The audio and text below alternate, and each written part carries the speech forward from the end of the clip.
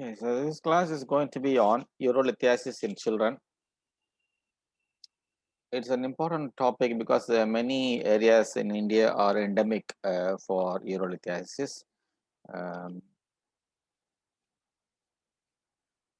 Now, 75% of all pediatric kidney stones are composed of calcium oxalate monohydrate, which is the old name was vevelite, or dihydrate, or the old name is vedolite. Now, 10 to 20% of them are composed of struvite, also known as triple phosphate or calcium magnesium ammonium phosphate. They are typically associated with the urinary tract infections. Then 5% of them are associated with the uric acid stones. 5% of them are associated with the bruchite stones, and a very small proportion are associated with the cystine stones.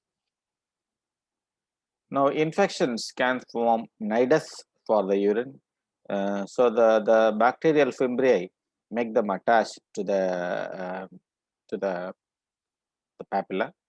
So increase in pH, the alkaline urine, uh, the acidic urine makes them more adherent to the papilla.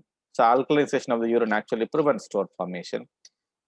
Then colony formation and secretion of extracellular polysaccharide, then crystal formation within the extracellular polysaccharide and the surrounding region, and then the bacterial death, and then this bacterial attach the surface of pre-existing crystals, so they keep on growing. So there is a typical growth of this happening, and then that leads to a nidus as well as a stone. Now, in children, urolithiasis can be because of enzyme disorders like primary hyperoxaluria, where there is a deficiency of hepatic peroxisomal alkaline and alanine glycosyl aminotransferase, or it can be because of xanthinuria, deficiency of xanthin hydrogenase, or hyperuricosuria, also known as Less-Nahan syndrome. That is due to deficiency in the hypoxanthine guanine pathway. So, some of the enzyme disorders can be there in children. There can be renal tubular disorders like renal tubular acidosis type 1, where calcium phosphate stones are particularly common. There can be cystinuria, where cystine stones can be there. Then hypercalcemic states like hyperparathyroidism, which can be a primary or secondary. Then uric acid stones can be because of hyperuricosuria. Then hyperoxaluria can be because of enteric reasons, gastrointestinal problems. Uh, Idiopathic calcium oxalate stones can be associated with the hypercalciuria. So hypercalciuria can be an absorptive calciuria or renal hypercalciuria. Absorptive means there is an increased gastrointestinal absorption of calcium.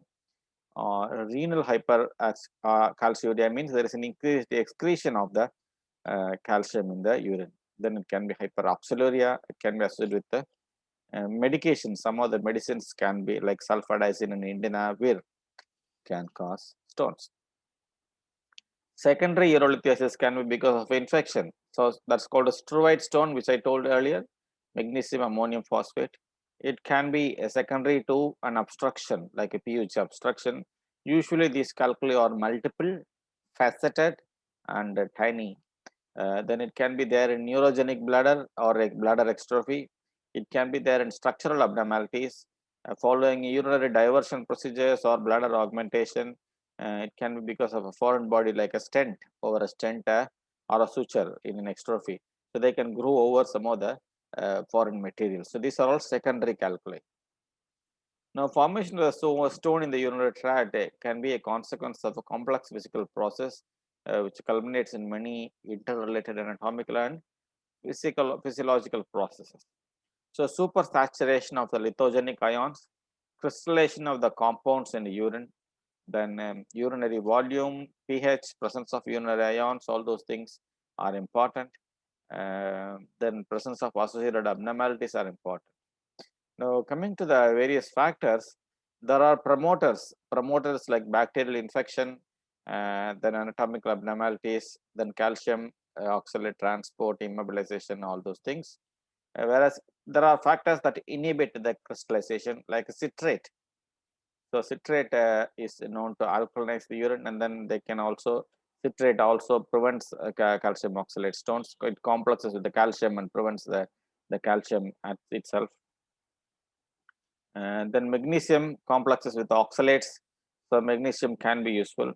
Then pyrophosphates and complexes with the calcium can prevent. Zinc can be another factor. Then glycosaminoglycans, nephrocalcin, TAM, phospholipid.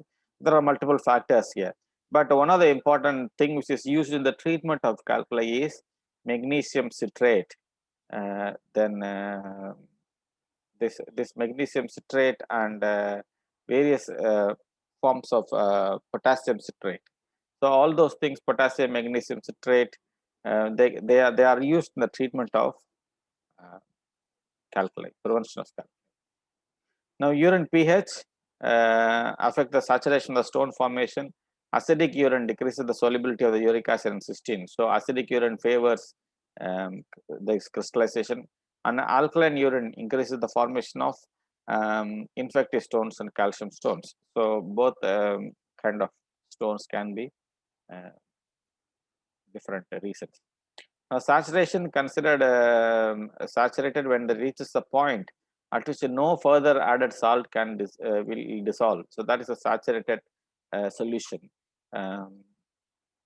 So when a solute is added to the solvent, it dissolves in it until it reaches an equilibrium point. And after that, it becomes super saturated. So that is the kind of situation. So water intake is an indirect factor. So if adequate water intake is maintained, then they actually can help in preventing the stone formation. Whereas less intake of the water and hot humid climates, they are typically promote the saturation, the urinary supersaturation. So metastable zone, beyond this point between saturated and supersaturation, no further dissolution is possible. Then unstable zone, where urine solutions exceed that value, then crystallization starts occurring. So this leads to tubular cast. So once this process initiated, the growth of the stone by the nuclei coming to close contact and then binding to each other, then crystal retention, crystal formation, so various disorders of metabolism.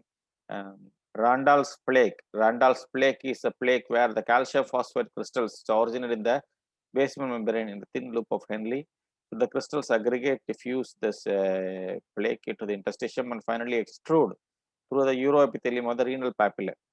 So the process actually starts in the loop of Henle, but it keeps on extruding from the papillae and then into the collecting system. So that results in calcium oxalate calculi either as monohydrate or dihydrate, and are often admixed a small amount of calcium phosphate. So this usually the calculi, when you analyze it, they have a mixture of various things. It is not a pure one. It's either a more of a calcium oxalate or more of a calcium phosphate. So that gives you a clue. So unstable zone, metastable zone, then supersaturated zone or undersaturated zone. So that kind of helps to decide when the calculi will be formed, and then so it goes through this process: supersaturation, nucleation, crystal growth, crystal aggregation, crystal retention, and stone formation.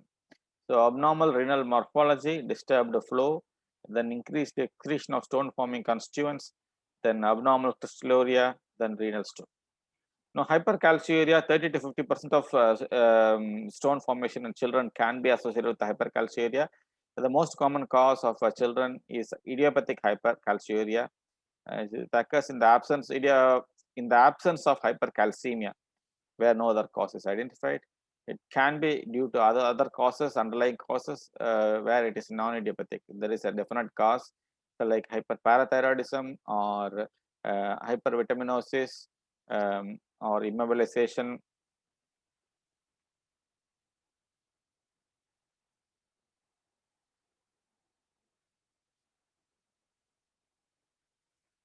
Then sarcoidosis, malignancy, juvenile idiopathic hyperarthritis, corticosteroid excess, adrenal insufficiency, Williams syndrome, idiopathic hypercalcemia of infancy, Then hypocalcemia, hypoparathyroidism, autosomal dominant hypocalcemic hypocalciuria. So there are multiple causes of this. Then hyperoxaluria is very rare but serious disorder. It's caused by congenital defect. Very high levels of oxalate can be excreted, can lead to poor prognosis, renal failure, very early renal failure in these children with hypercoxaluria. Again, it can be type 1 primary hypercoxaluria, which is autosomal recessive due to deficiency of that enzyme, aminotransferase. And then type 2 hypercoxaluria, which is less common, another enzyme deficiency there. Then there is a thing called enteric hyperoxaluria, where intestinal hyperabsorption seen in Crohn's disease or small bowel resection. So malabsorption of fat and bile acids can lead to overabsorption of calcium by the free fatty acids in the intestine. So when there is less calcium is available to bind the oxalate, it results in more free oxalate for the absorption. So it's an indirect way. Then xanthinuria. Xanthinuria is an important cause, excessive urinary excretion of purine-based xanthine, deficiency of enzyme like xanthine dehydrogenase. It is responsible for degrading hypoxanthine and xanthine to uric acid. So the increase in plasma levels of uric acid, excess urinary excretion, then highly insoluble xanthine can lead to xanthine stones. Uric acid stones constitute 5% of urinary calculi, usually white or orange, radiolucent, familiar or idiopathic form. Children can have hyperuricosuria with a normal uric serum acid concentration. Can be associated with Wilson's disease, Fanconi syndrome, and Leslie-Hans syndrome, which is a deficiency of guanine phosphoryl transferase. The genetic disorder associated with overproduction of uric acid. So, there can be neurological disability and behavioral problems, and uric acid overproduction can be due to myeloproliferative disorders like leukemias. Then there's a high purine intake of uricosic drugs like probenecid and salicylate, or it can be chronic diarrheal syndromes like ulcerative colitis and regional enteritis. Now, hypocitraturia. Hypocitraturia is a condition where there is a risk factor for stone formation with idiopathic calcium oxalate urolithiasis. So citrate has got a protective effect against the stone. So when there is a good amount of citrate, it is actually good. When there is a low citrate, urinary citrate, the inhibitory effect of crystallization is gone, results in lowering of supersaturation, and increased the inhibitory activity of Tom Harsfall protein and reduces the expression of urinary osteoponin. So citrate excretion is impaired by acidosis, hypokalemia, and then high animal protein diet, and then renal tubular acidosis.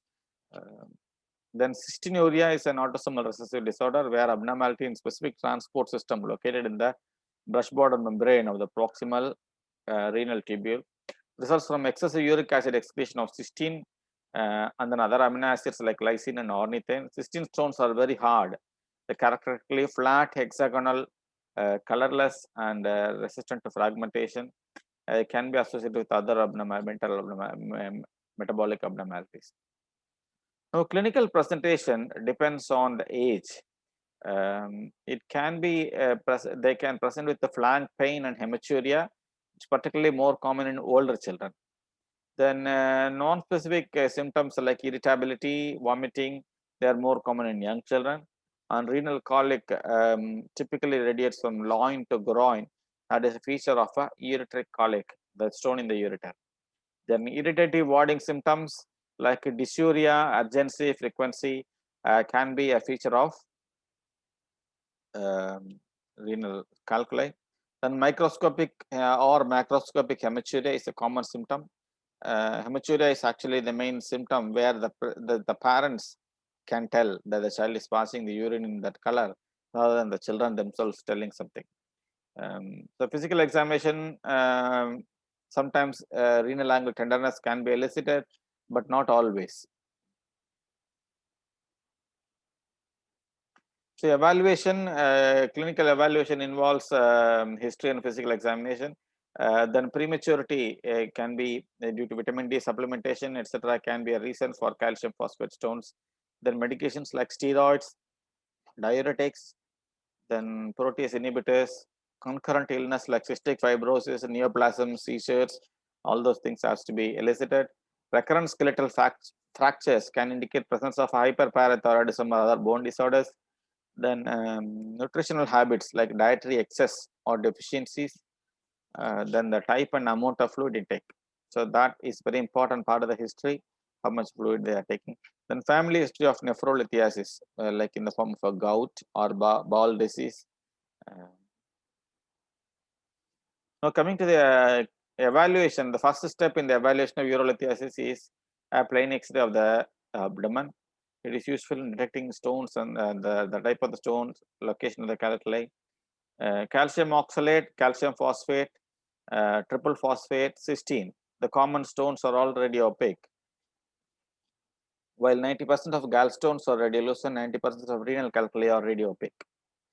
Whereas there are still radiolucent calculi like uric acid stone, then triampterine, xanthine stones. There are some stones which are radiolucent.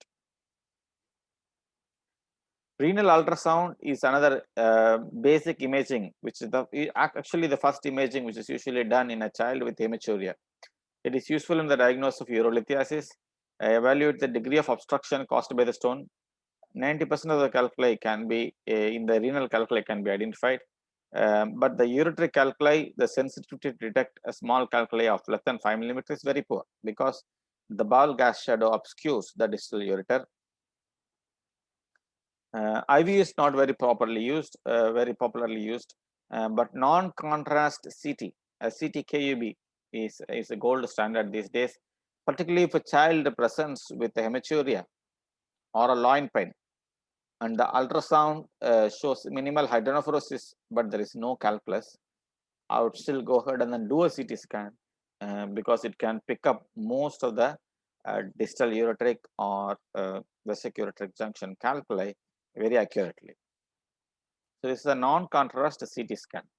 Then other investigations are urine analysis, culture sensitivity, complete blood count, urea nitrogen, then serum calcium, phosphorus, etc. Then 24-hour urine sample, that is basically to determine the stone risk profile, then metabolic abnormalities. Then urine collection can be looking for pH, calcium, uric acid, spot values in spot calcium creatinine ratio, uric acid creatinine ratio, etc. Then if the stone has actually been passed or removed, the stone can be sent for analysis. Urine analysis can look for pH, and then urine culture can help to identify the infective calculi. Ultrasound, the most appropriate imaging modality, should be the primary diagnostic tool. It can identify stones in calyces, pelvis, and ureter. Contrast CT, non-contrast CT has become standard, as I mentioned earlier. Now, microscopic appearance, this is more of a historical importance.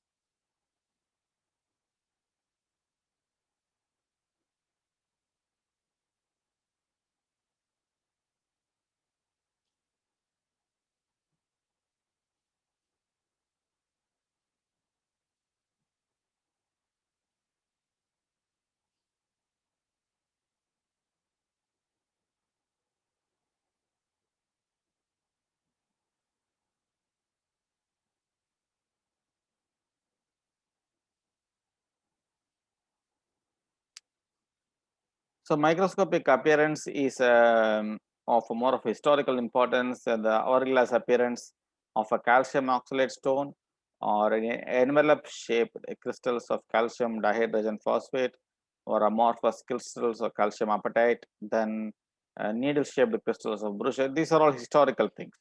Struvite has got a rectangular or coffin lid shape. Cysteine has got hexagonal. This is not readily used these days. But a stone analysis, if a stone is removed, then typically they are sent for analysis. And this is a what I was mentioning as a secondary calculi. So this is removed from a patient with a PUG obstruction. Multiple small, tiny faceted stones are removed, and the spectrography analysis gives you a clear picture of what is it made of. In this patient, 77% of it is uric acid, and 23% is calcium phosphate, monohydrogen phosphate. Now coming to 24-hour urine values, as I said, after the treatment of the stone, a urine can be analyzed for 24-hour urine. So it can be um, um, for calcium, oxalate, citrate, uric acids, and cysteine. And 24-hour urine values are given here. I'm not going to read it out. You can take a screenshot and then read it later. Then also metabolic values, like metabolite values, is the urine creatinine ratio, calcium creatinine ratio, oxalate creatinine ratio. So the normal ranges are all given. So that's very important to rule out the metabolic abnormality. Now, whether surgery is needed in all, when is the surgery needed? What are the options available? What are the pros and cons? And what is medical expensive therapy? So these are the points one has to know. Why is CT scan important in the planning of the treatment? So this is a small, around 1 centimeter renal pelvic calculus. This is slightly bigger. So this stone is around 2.5 centimeter in the renal collecting system. This is an upper ureteric stone around 1 centimeter. This is a lower ureteric stone, slightly even more bigger. So each one has got a different treatment, and then that has to be planned according to the stone size, stone number, stone location, and there is also a Hounsfield unit. A Hounsfield unit is how dense it is. A bone has got a very high density, whereas the soft tissue has got low density. So the Hounsfield unit tells you. Now, 4 millimeter lower calculus is often the condition where the patient is referred to urological referral. These are all something which can be medically managed. A plain CT helps, as I said, and small stones less than 6 millimeter. If the stone is less than 4 millimeter, then it's very likely to pass. 4 to 6 also sometimes do pass, but more than 6 millimeter, very unlikely to pass. Then more distal, the better. Okay. Conservative measures: fluid intake more than 3 liters per day, timed warding, adequate analgesia, decreased salt intake, avoid unhealthy food habits, alkalinization of the urine. So all those things are important. So fluid intake is the most important thing. Then diet advice is very important. In the diet, one of the most important thing is to reduce the salt intake. So particularly the salt rich food in the form of chips or uh, pickles, all those salted items should be reduced. Then calcium rich food in the form of ice creams, milkshake, cheese, any milk products, milk sweets, all those things should be reduced. But normal milk itself is should not be reduced, contained, but milk rich food is contained. Then oxalate rich food can also be reduced in those with calcium oxalate stone. Oxalate is rich in spinach, rhubarb, then seeds, any seed in the form of groundnut or badam or pista or tomatoes, pomegranates. So any seeds are rich in oxalate. Then if it is a pure and rich food, then you have to reduce red meat. So that kind of diet has to be advised. Alkalinization of the urine can be done with medical methods. Citrate is very good. So citrus fruits in the form of orange and lemon are good to reduce reduce the stone formation. Then surgical intervention, as I said, depends on the size, number, location, laterality, and other comorbidities. There are multiple options here. Extracorporeal shockwave lithotripsy, ureteroscopy, also known as URS, percutaneous nephrolithotomy, then RIRS, retrograde intrarenal surgery, which is a flexible ureteroscopy, then open stone surgeries, laparoscopic or robotic stone surgeries. So that is a latest extracorporeal lithotripsy machine. It can be pneumatic or hydraulic lithotripser. It can be done under C-arm guidance or it can be done under ultrasound guidance. It is often done as an outpatient procedure, no anesthesia in adults, but in children they often need anesthesia. Pre-stenting is often not needed in children. They can break the stones with the low Hounsfield units, usually less than 1 centimeter. They are the ones which are ideally small Stoneberg, low Hounsfield units, the ideal for ESWL. Around 1,500 to 2,000 shocks can be given in an older child. As I told, children need anesthesia. One has to warn that the patient may need multiple sittings. So the second sitting of the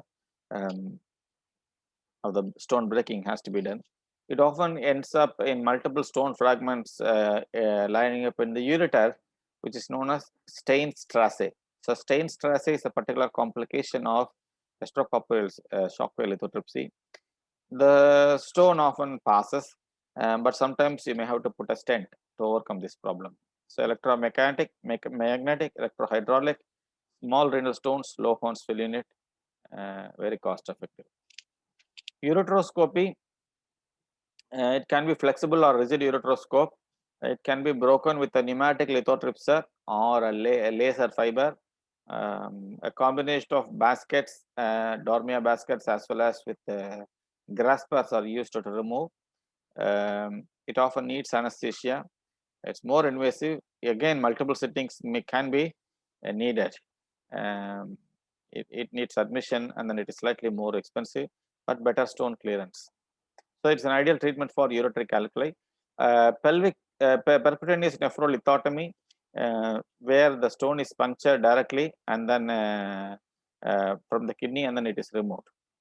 So it's an inpatient procedure. It needs anesthesia and then more invasive, multiple sittings, and it's difficult.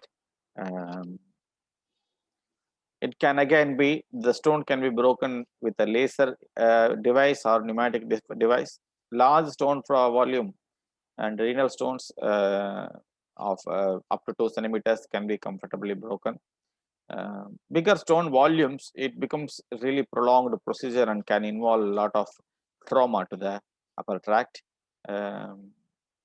However, it has got a good stone clearance rate for pelvic calculi as well as upper ureteric calculi. Retrograde intrarenal surgery is where the flexible ureteroscope is passed from the urethra into the ureteric orifice, into the ureter, into the pelvis, into the pelvic calyceal system, and the stone in the upper calyx or lower calyx can be broken from there. So that is a retrograde intrarenal surgery. Again, it needs anesthesia, more invasive, more expensive, but there is no nephron damage here. The instrument itself is prone for more damage. It can again be broken with the laser wires. Pneumatic, it's a little difficult because it's a flexible instrument. Again, multiple sittings can be done, but a small stone bulk is probably what is preferred for this kind of systems. Open stone surgery, it can be nephrolithotomy or pyelolithotomy. This is for large volume. Although it has become obsolete, in a large staghorn calculus, particularly in a child, instead of doing a multiple percutaneous nephrolithotomy, a single open surgery can be performed. Laparoscopic approaches have also been performed for pelvic calcial stones. When there is an associated pelvic junction obstruction, again, an open stone surgery may be needed. So less than 4 millimeter calculi, they can be passed, so we can wait and watch. 4 to 7 centimeters is a gray stone, particularly in younger children. Up to 5 millimeter, maybe you can wait, but more than 5, they don't pass. More than 6-7 millimeter, you are entering into a zone where a surgical treatment is needed. So the surgical treatment can be depending upon the location, depending upon the size. A small 4 millimeter stone in the kidney, you can simply wait. They don't actually cause that much of obstruction or colic, and they can be managed conservatively with the medical management, where can alkalinize the urine, give various potassium citrate, magnesium citrate, all those things. If it is slightly more in size, 1 centimeter, then you can do an ESWL. If it is a large stone, up to 2 centimeter upper calyx, then no obstruction, no colic, then they can go for ESWL. Multiple sittings can be required if it is very big. If it is around 1.2, 1.3 centimeters, then probably a single sitting may be enough. Lower calyceal stones, again, it's very difficult. But large stones, percutaneous nephrolithotomy is slightly easier. Then retrograde intrarenal surgery, as we mentioned earlier. Then when there's a bilateral calculi, better functioning side and symptomatic side is operated first. Then the stone can be a surgical emergency, and the priority is to relieve obstruction. Medical expensive therapy is where the stone is small, like you have 4 millimeter stone and or 5 millimeter stone in the ureter, and the patient is having a colic, but they want to try medical methods where they admit them, give them antibiotic, give them IV fluids, and then IV antispasmodics, antibiotics maybe, and then wait for them to pass the stone. So that it is often used by physicians and general practitioners for treatment of ureteric colics, diuretics, IV fluids, all those things can be done. But it is not always successful, and then it can be difficult for bigger stones.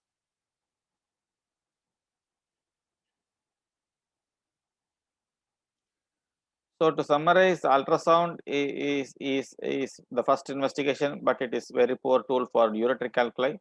Plain CT KUB is particularly useful in ureteric calculi. Then extracorporeal shockwave lithotripsy is useful method. PCNL is a gold standard for upper pelvic calyceal system stones. RIRS can be used. Now, depending upon the location, if it is less than 1 centimeter or less than 900 Hounsfield unit, then ESWL or mini PCNL can be done. If it is more than 2 centimeter or a hard stone, a PCNL can be done. If it is a calyceal stone, then retrograde intrarenal surgery can be done. If it's a stag-on calculi in a child, probably an open surgery can be done. But if it's an older child, PCNL can still be accepted. Associated pelvic junction obstruction, you can do a laparoscopic pyeloplasty along with a laparoscopic stone surgery. Upper ureter, ESWL can be done, PCNL can be done, RIRS can be done. Mid ureter and distal ureter, usually ureteroscopy and lithoclast. Then vesical calculi, small vesical calculi, you can do a suprapubic cystolithopaxy. And then the large ones or lack of instruments, one has to do an open vesicolithotomy.